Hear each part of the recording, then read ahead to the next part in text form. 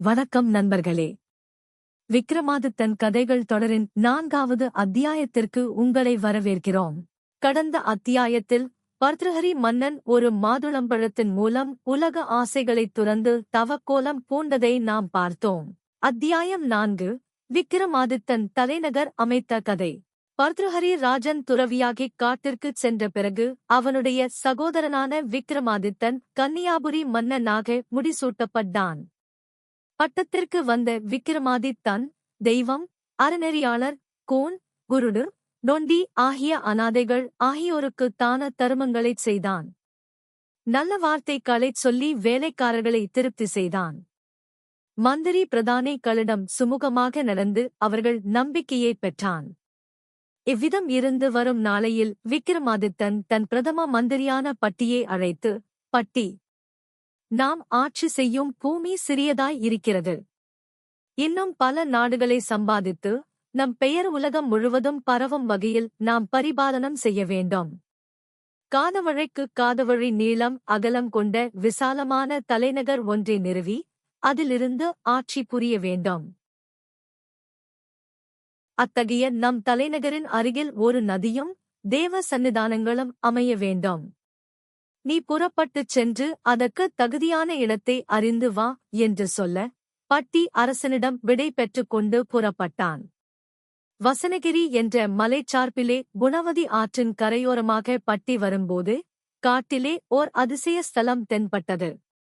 அருகிலே சென்று பார்க்க, விசாலமான அந்த பிரதேசம் காதவழி நீளமும் காதவழி அகலமும் கொண்டு மனித சஞ்சாரம் அற்றதாய் இருந்தது.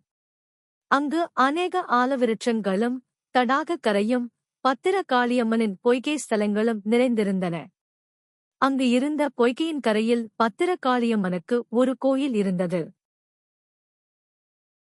நீர்ப்பொய்கையின் அருகேயுள்ள ஒரு ஆலவிருட்சத்தின் கிளையில் சக்கர வளையம் போல் 7 உரிகள் கட்டப்பட்டிருப்பதும் பொய்கை நீரின் நடுவே கூர்மையான முனையுடைய வேலொன்று நடப்பட்டிருப்பதும் அதிசயமாகத் தோன்றின. பட்டி அப்பொய்கையில் இறங்கி பயபக்தியுடன் ஸ்நானம் செய்து கோயிலில் நுழைந்து பத்திரகாளியம்மனை வணங்கினான். ஆங்கார ரூபத்துடன் விளங்கும் பத்திரகாளி அம்மனின் துவஜஸ்தம்பத்திற்கருகே ஒரு குத்துக்கல்லில் பின்வருமாறு சாசன வாசகங்கள் எழுதப்பட்டிருந்தன. எவனொருவன் எந்த குலத்தில் பிறந்தவனாயிருந்தாலும் இப்பொய்கையில் ஸ்நானம் செய்து நேம நிஷ்டைகளுடன் இதோ நிற்கும் ஆலவிருட்சத்திலிருந்து பட்டி கடகம் 7 உரிகளையும் ஒரே வெட்டில் வீழ்த்தி அவைகள் கீழே விழுவதற்குள் ஆகாய மார்க்கமாக பொய்கையின் நடுவிலிருக்கும் வேல் முனையில் பாய்கிறானோ அத்தகைய வல்லமைசாலிக்கு தேவி பிரத்யக்ஷமாகி சகல சௌபாக்யங்களையும் அருளி ஆசிர்வதிப்பாள்.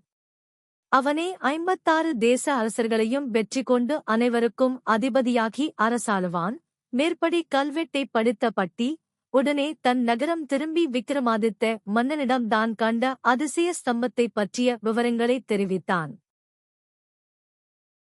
அதன் மீது விக்ரமாதித்தன் உடனே புறப்பட்டு அந்த பொய்கைக்கு வந்து சேர்ந்தான். பொய்கையிலே மன்னன் இறங்கி ஸ்நானம் செய்து பக்தியுடன் கோவிலிலே நுழைந்து அம்மனைத் தரிசித்தான்.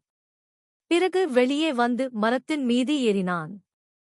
அப்போது பட்டி, அரசே, கடைசி உரியிலே காலை வைத்து ஒரு முறை சுழன்றால் கயிறு முறுக்கி 7 உரிகளும் ஒன்றாக வரும்.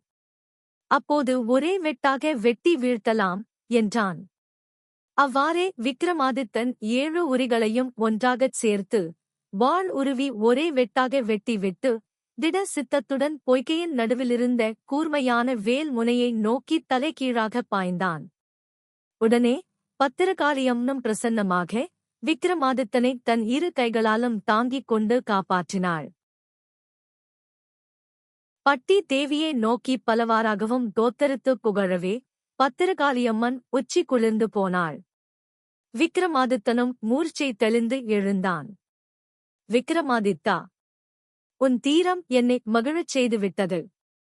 உனக்கு வேண்டிய வரத்தைக் கேள் என்று அருள, தேவி, இதோ உன் சந்நிதானத்திலிருந்தே நான் ஆட்சி புரிய விரும்புகிறேன். இந்த நகரத்தில் மாட மாளிகையும் கூட கோபுரமும் உண்டாக்கி உஜ்ஜயினி மாகாளிப்பட்டணம் என்கிற நாமதேயத்துடன் சிறப்பாக ஆட்சி புரிய அருள வேண்டும். உன் சந்நிதானத்தில் புதைக்கப்பட்டிருக்கும் புராதனமான வெகு கோடி திரவியங்களையும் அடியேனுக்குத் தரவேண்டும் என்று விக்கிரமாதித்தன் பிரார்த்தித்தான். பத்திரகாளியம்மனும் அதற்கிணங்கி அவ்வாறே அருளிவிட்டு மறைந்தாள். விக்கிரமாதித்தனும் அந்த ஸ்தலத்தில் புதிய தலைநகர் அமைத்து தன் நகரத்து மக்களை அப்புதிய பட்டணத்திற்கு குடியேற்றினான். பத்திரகாளியம்மன் கோயிலுக்கு தங்க கோபுரமும் மகா வினோத மண்டபமும் கட்டினான்.